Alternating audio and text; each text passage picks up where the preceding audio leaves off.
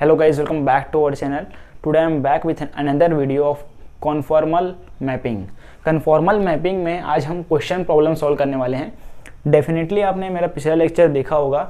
जिन students ने मेरा पिछला लेक्चर देखा है उन्हें इस क्वेश्चन को सॉल्व करने का ट्राई करना है, अटेम्प्ट मारना है, सॉल्व करना है अच्छे से.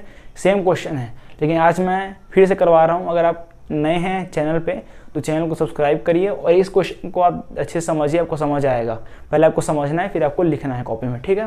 तो चलिए स्टार्ट करते हैं. Show that the mapping W is equal to root z transforms the family of circles mod z minus 1 lambda into the family of lemniscate. Lemniscate मतलब फैमिली ऑफ लेमनिस्केट, मतलब इसी से ये बना है इस तरीके से. मतलब याद करना होता है, इसका एक्चुअल मीनिंग याद करता है इस तरीके से. तो इस आप ये समझ सकते हो मैथमेटिक्स में इससे ये बना हुआ है, हमें ये शो करके दिखाना है. दैट मीन्स क्वेश्चन का ये मतलब है.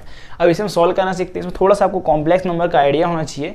और आप लेक्चर 1 देख लेंगे हमारा इस चैप्टर का कन्फॉर्मल मैपिंग का, जो कि आपके यूनिवर्सिटी एग्जामिनेशन में जो क्वेश्चन आते हैं उस तरह के क्वेश्चन मैंने आपको करवाया है, ठीक है.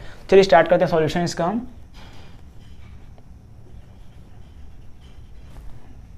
The given transformation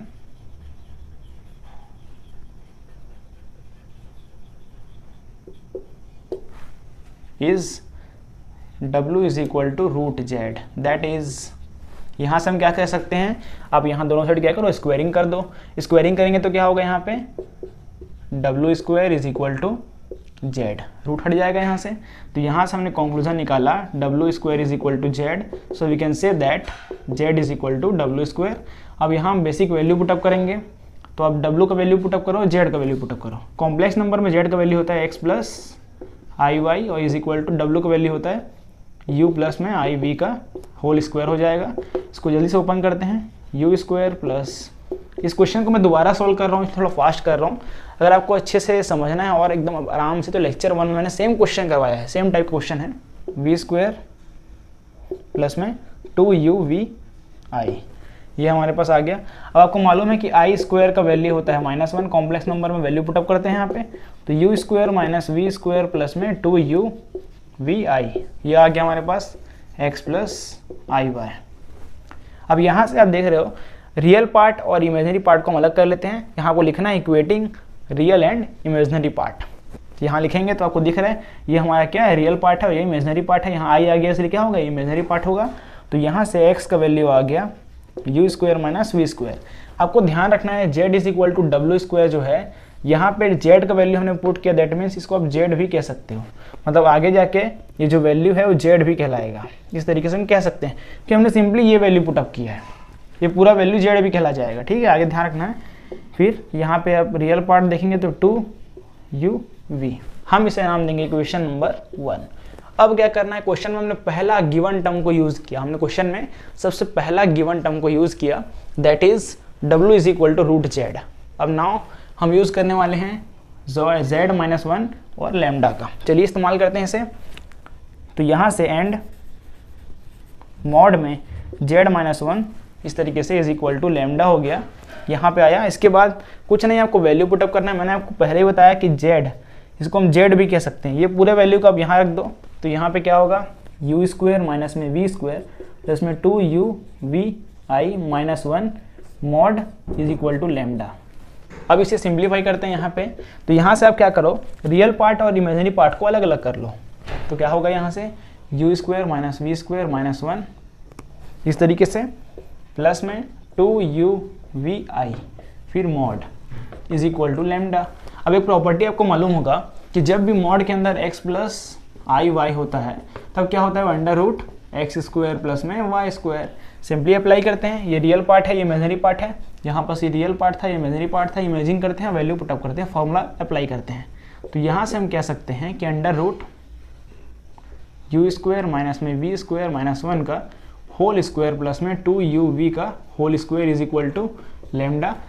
square root हटाना है इसलिए दोनों साइड क्या करेंगे, स्क्वायरिंग कर लेंगे. तो यहाँ से आ जाएगा u स्क्वायर माइनस में वी स्क्वायर माइनस 1 का होल स्क्वायर प्लस में 4u square V square is equal to lambda का स्क्वायर. अब यहाँ से हम क्या करेंगे, इसे अब ओपन कर लो. A square minus B square का आइडेंटिटी लगाते हैं यहाँ पे हम. तो यहाँ से u स्क्वायर माइनस में वी स्क्वायर का होल स्क्वायर प्लस में 1 माइनस u स्क्वायर माइनस में v square. Is equal to lambda का स्क्वायर।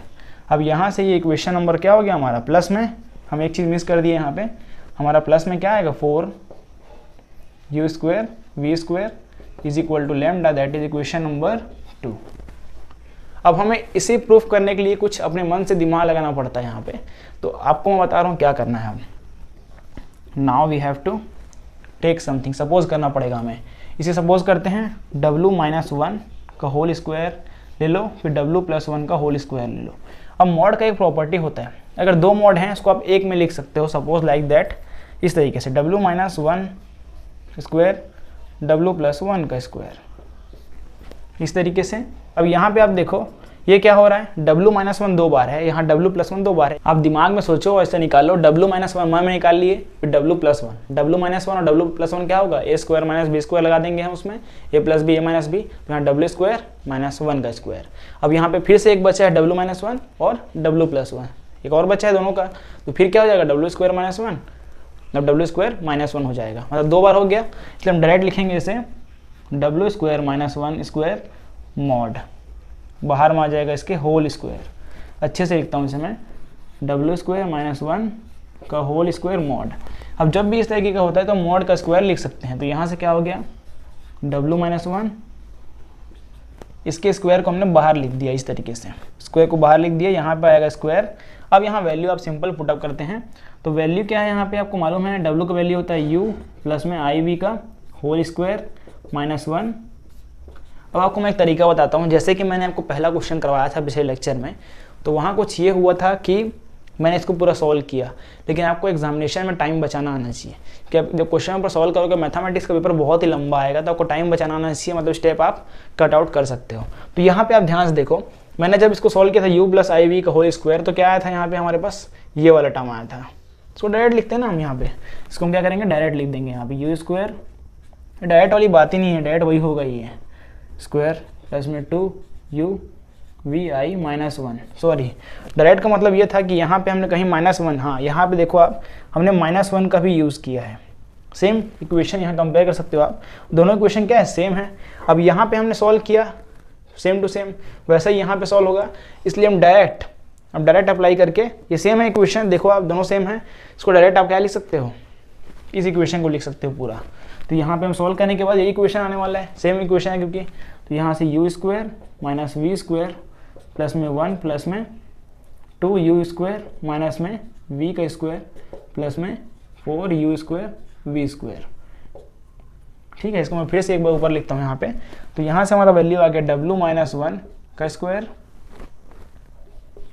w+1 का स्क्वायर।